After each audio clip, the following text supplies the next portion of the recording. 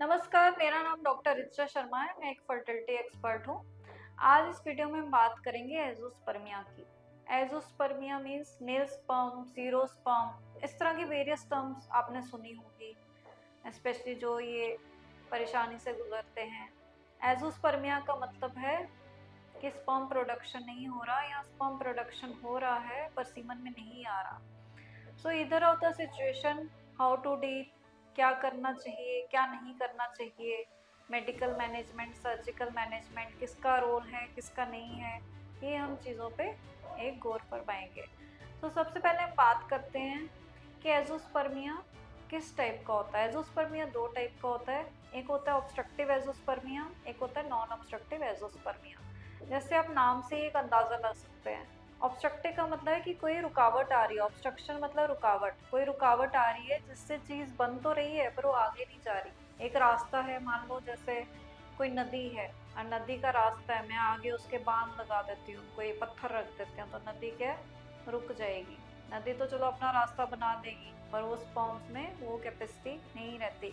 तो इसमें क्या है कि टेस्टिस में स्पर्म जनरेट तो हो रहे हैं बट स्पर्म्स को आगे एक रूट चाहिए होता है, वो आगे ऑब्स्ट्रक्शन हो सकती है। हो सकता है जो उनको कनेक्टिंग कॉर्ड्स हैं, ट्यूब्यूल्स हैं, जो उनका कनेक्शन है वहाँ पे ऑब्स्ट्रक्शन हो, स्कारिंग से हो सकती है। हो सकता है पहले कोई इन्फेक्शन हो या कोई सर्जरी है, कोई ट्रॉमा है, या कभी कभी कंजेनिटल होता है जिसे हम कहते हैं कंजेनिटल एब्सेंस ऑफ वास्ट डेफर्स, या कुछ अंदर इस तरह का स्कारिंग हो गया। तो किसी भी वजह से वो स्पर्म्स जो है आगे प्रोसीड नहीं कर रहे हैं। बट आप सोचेंगे कि सीमन तो आ रहा है, सीमन कहाँ से आ रहा है। So all semen is not sperm. Semen आने का मतलब ये नहीं है कि उसमें शुक्राणु प्रेजेंट है। हो सकता है आपको नॉर्मल सीमन आ रहा है, सब आपको प्रोसेस नॉर्मल है, बट वो स्पर्म्स एब्सेंट है because there are other glands which are contributing to that seminal fluid. So जो स्पर्म नहीं बनते किसी ऑब्स्ट्रक्शन की वजह से, आगे नहीं पहुंचते, that is called as obstructive. Non obstructive में आ गया कि आपके स्पर्म्स बन ही नहीं रहे। जब चीज़ बनेगी ही नहीं तो हम उसे किसी भी रूप में वो एक्सपेक्ट ही नहीं कर सकते। वहाँ पे ऑब्स्ट्रक्शन नहीं होगी बट स्पर्म्स बनने का जो उनका मेन सोर्स है वहीं पे ही इशू है। वो जेनेटिक इशू भी हो सकता है, वो इडियोपैथिक भी हो सकता है। इडियोपैथिक का मतलब है जिसमें कोई कारण पता नहीं है। सो इडियोपैथिक में आता है मेजॉरिटी, 70 to 80% आपके इडियोपैथिक में आ जाते हैं।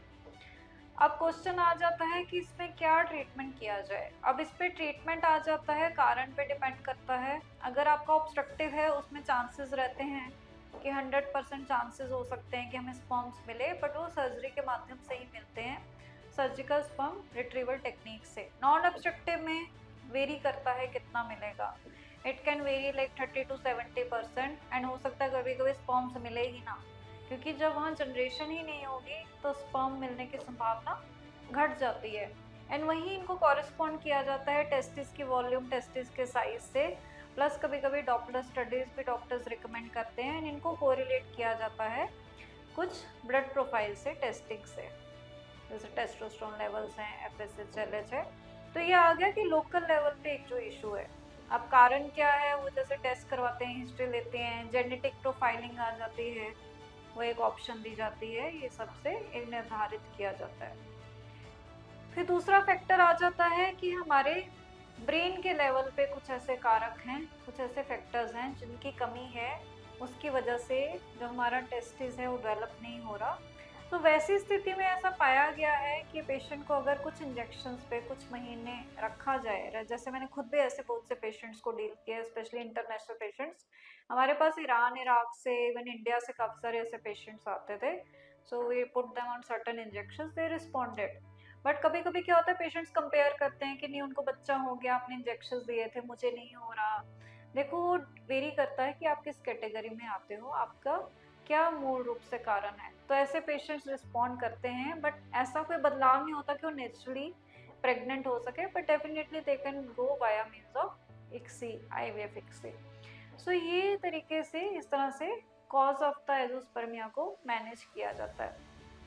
सो आई थिंक हमारा ये वीडियो आपके लिए लाभदायक होगा, बिकॉज एक सही जानकारी और अपनी जो प्रॉब्लम है उसको पहचानना बहुत ज़रूरी है। अगर हमें इंफॉर्मेशन रहेगी तभी हमारा माइंड भी एक उस हिसाब से अग्रसर होगा उसके सॉल्यूशन की तरफ। तो हमारे साथ जुड़े रहिए फर्दर इन्फॉर्मेशन के लिए। Thank you.